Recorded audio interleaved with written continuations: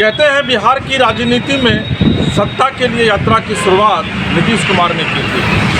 1990 से लेकर 2005 तक बिहार की राजनीति में लालू यादव जो राज कर रहे थे, उनको भी सत्ता से बेदखल करने में नीतीश कुमार के इस यात्रा की बड़ी भूमिका रही। और पिछले 18 साल से नीतीश कुमार इसी यात्रा के बहाने बिहार की सत्ता पर काबिज होकर बैठे हैं। राजनीतिक विरोध के बावजूद सीएम नीतीश 15 दिसंबर से एक बार फिर महिला संवाद यात्रा पर निकलेंगे। सीएम नीतीश की यात्रा के लिए कैबिनेट ने करीब 225 करोड़ रुपए की मंजूरी भी दी है। वे अपनी इस यात्रा के दौरान राज्य की योजनाओं की समीक्षा करेंगे तो जीविका कर्मियों से मुलाकात कर उनकी राय भी लेंगे। इसके साथ ही वे क्षेत्र की महिलाओं से मिलकर अपनी सरकार का फीडबैक और उनकी समस्याओं को सुनेंगे।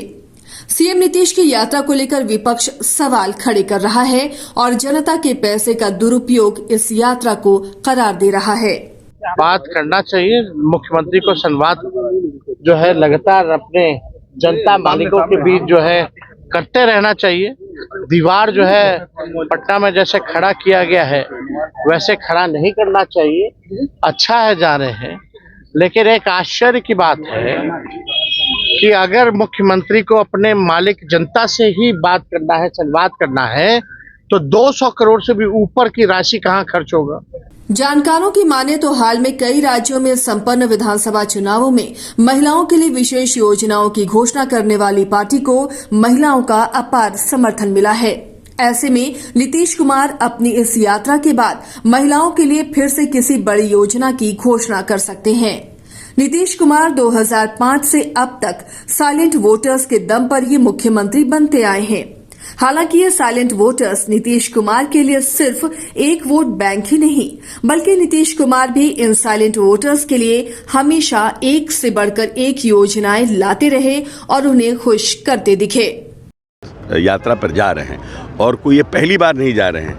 अपने 19 वर्ष के कार्यकाल में बहुतेरे यात्राएं माननीय नेता ने किया है और हमेशा वो अपनी यात्रा जब 44 डिग्री का टेम्परेचर बिहार में होता है तो और सबसे ठंड होती है तब कि लोगों को लगे कि जिसके भरोसे और जिसके विश्वास के साथ ये बिहार दिया है, उस कड़ाके की ठंड में भी वो आपके बीच में घूमता है, आपके विकास कार्यों को देखता है। इसीलिए नेता का जाना तो तय है कि, लेकिन अब कितनी तारीख से जा रहे हैं ये तय नहीं हुआ। सीएम नीतीश की महिला संवाद यात्रा अब एक राजनीतिक मुद्दा बन गया है और इस पर चर्चाएं भी तेज हो गई हैं। आपको ये भी बता दें कि 2005 से लेकर अब तक में सीएम नीतीश की ये 15वीं यात्रा है। नीतीश कुमार जब से बिहार की सत्ता में आए तब से अब तक महिलाओं के लिए कई विशेष योजनाएं लागू की और यही वजह है कि राज्य की महिलाएं नीतीश कुमार के लिए साइलेंट वोटर्स का काम करती हैं और नीतीश कुमार 2005 से लगातार मुख्यमंत्री बनते आ रहे हैं। अब विपक्ष का जो है, विपक्ष का काम यही है, खिसियाई बिल्ली खंभा नोचे। बिल्ली को पता लग गया कि अब दूध मिलने वाला नहीं है, सत्ता में वो आने वाले नहीं है, तो बैठ करके यही बात करते हैं। नीतीश कुमार जी एक सकारात्मक सोच के साथ निकलते हैं। उनका सकारात्मक सोच है कि महिलाओं का जो है, महिला से संवाद करके और उनको क्या आधी आबादी को अधिकार दिया जा सकता है, इस बात की वो चिंता कर रहे हैं। और आपने देखा कि इसी बिहार में उन्होंने 2005 के बाद सरकार में आने के बाद स्थानीय निकाय में, नगर निकाय में, पंचायती राज में महिलाओं को आरक्षण देने का काम किया और आज भारी मात्रा में महिलाएं जो है पंचायती राज और नगर निकाय में प्रतिनिधि हैं। और इतना ही नहीं, बिहार पुलिस में आप देखिए। नीतीश की यात्रा पर अब एक नजर डालते हैं। 2005 के विधानसभा चुनाव में लालू राबड़ी सरकार के विरोध में नीतीश कुमार ने भाजपा के साथ राज्य में घूमकर जन समर्थन हासिल किया था। हालांकि पूर्ण बहुमत नहीं मिल पाने के कारण उनकी सरकार गिर गई और फिर उसके बाद नीतीश कुमार 12 जुलाई को न्याय यात्रा पर निकले। नीतीश कुमार की न्याय यात्रा के बाद अक्टूबर 2005 के विधानसभा चुनाव में पूर्ण बहुमत मिला और नीतीश कुमार मुख्यमंत्री बने। 2009 में लोकसभा चुनाव से पहले वे 9 जनवरी से विकास यात्रा पर निकले।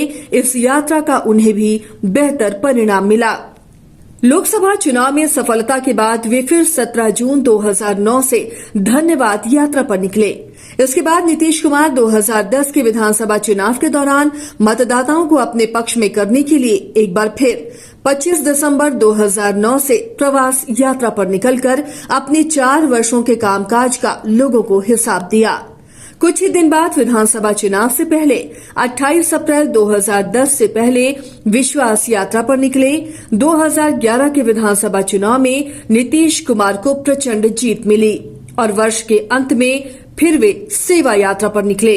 19 दिसंबर 2012 में मुख्यमंत्री नीतीश कुमार ने एक बार फिर बिहार को विशेष राज्य का दर्जा दिलाने की मांग को लेकर अधिकार यात्रा निकाली। इस बीच लोकसभा चुनाव में उन्होंने नरेंद्र मोदी को प्रधानमंत्री का चेहरा बनाए जाने का विरोध किया और लोगों को अपने पक्ष में एकजुट करने के लिए संकल्प यात्रा निकाली। लोकसभा चुनाव में शर्मनाक हार के बाद नीतीश कुमार एक बार फिर से विधानसभा चुनाव की तैयारी के लिए 13 नवंबर 2014 को संपर्क यात्रा पर निकले। 2015 विधानसभा चुनाव में राज्य में एक बार फिर नीतीश कुमार की सरकार बनी और फिर वे सरकार द्वारा लागू किए गए 7 निश्चय योजना का फीडबैक लेने के लिए फिर से 9 नवंबर 2016 से निश्चय यात्रा पर निकले। 12 वर्षों से चल रही अपनी सरकार के विकास कार्यों की समीक्षा करने के लिए नीतीश कुमार ने 7 दिसंबर 2017 से समीक्षा यात्रा निकाली और लोगों के बीच जाकर अपने द्वारा किए गए काम का फीडबैक लिया। 2020 विधानसभा चुनाव से पहले नीतीश कुमार एक बार फिर 3 दिसंबर 2019 से जल जीवन हरियाली यात्रा पर निकले और राज्य को जल जीवन हरियाली योजना को लेकर जागरूक किया। इसके बाद नीतीश ने यात्राओं में कमी की और 22 दिसंबर 2021 से समाज सुधार यात्रा पर निकले। इसके बाद सीएम नीतीश की तबीयत खराब रहने लगी और उन्होंने अपनी यात्राएं कम कर दी। लेकिन लोकसभा चुनाव से पहले सीएम नीतीश 28 जनवरी 2023 से समाधान यात्रा पर निकले और अब विधानसभा चुनाव से पहले वे एक बार फिर महिला संवाद यात्रा पर निकल रहे हैं। अब यहाँ पर यह भी जान लेना जरूरी है कि महिलाओं के लिए सीएम नीतीश की क्या क्या योजनाएं रही। पहला, नीतीश कुमार ने एक तरफ जहां लड़कियों की शिक्षा को ध्यान में रखकर मुख्यमंत्री बालिका पोशाक योजना, मुख्यमंत्री साइकिल योजना चलाई, तो लड़कियों के विकास के लिए मुख्यमंत्री कन्या विवाह योजना, मुख्यमंत्री कन्या सुरक्षा योजना, मुख्यमंत्री अल्पसंख्यक विद्यार्थी प्रोत्साहन योजना, बिहार शताब्दी मुख्यमंत्री बालिका पोशाक योजना, अल्पसंख्यक छात्र छात्राओं के लिए छात्रावास निर्माण, पिछड़ी जातियों के लिए कन्या आवासीय विद्यालय के तहत 12 कन्या आवासीय उच्च विद्यालय का निर्माण, मुख्यमंत्री अक्षर आंचल योजना चलाई। इतना ही नहीं, मुख्यमंत्री ने राज्य में महिलाओं को सरकारी नौकरी में 35% और स्थानीय निकाय में 50% का आरक्षण दिया। महिलाओं के कहने पर ही उन्होंने राज्य में शराबबंदी की तो महिलाओं की आर्थिक स्थिति को सुदृढ़ करने के लिए जीविका की शुरुआत की और आज लाखों महिलाएं जीविका से जुड़कर अपने परिवार के लिए जीविकोपार्जन कर रही हैं। इसके साथ ही मुख्यमंत्री नीतीश कुमार ने हिंसा और शोषण के शिकार महिलाओं की सुरक्षा के लिए अल्पावास योजना शुरू की तो उन्हें हुनरमंद और आत्मनिर्भर बनाने के लिए हुनर योजना, ममता कार्यक्रम जैसी योजनाएं भी लागू की। नीतीश कुमार के मुख्यमंत्री बनने के बाद लड़कियों और महिलाओं के लिए चलाई जा रही योजनाओं की वजह से राज्य की महिलाएं नीतीश कुमार को खुलकर अपना समर्थन देती रही हैं। इस यात्रा से नीतीश महिलाओं की समस्याओं को एक बार फिर से सुनेंगे और उसके समाधान के लिए झारखंड सीएम की तर्ज पर कोई लोक लुभावन घोषणा भी कर सकते हैं। लेकिन उम्र के आखिरी पड़ाव पर पहुंच चुके नीतीश को इस बार की यात्रा सत्ता की कुर्सी तक पहुंचा पाती है या नहीं, ये तो आने वाले 2025 का चुनाव परिणाम ही बताएगा। नीतीश अब तक 14 यात्रा कर चुके हैं और अपनी 15वीं यात्रा पर 15 दिसंबर से निकल गए हैं। नीतीश इस यात्रा के माध्यम से न सिर्फ महिलाओं के साथ संवाद स्थापित करेंगे बल्कि 2025 के विधानसभा चुनाव की तैयारी भी करेंगे। तो क्या यह माना जाए कि नीतीश को न सिर्फ यात्रा पसंद आती है बल्कि यात्रा के बहाने नीतीश सत्ता की कुर्सी तक पहुँचते हैं। पटना से अपने सहयोगी हीरा और महित के साथ इसके राजनीति न्यूज़ 24 को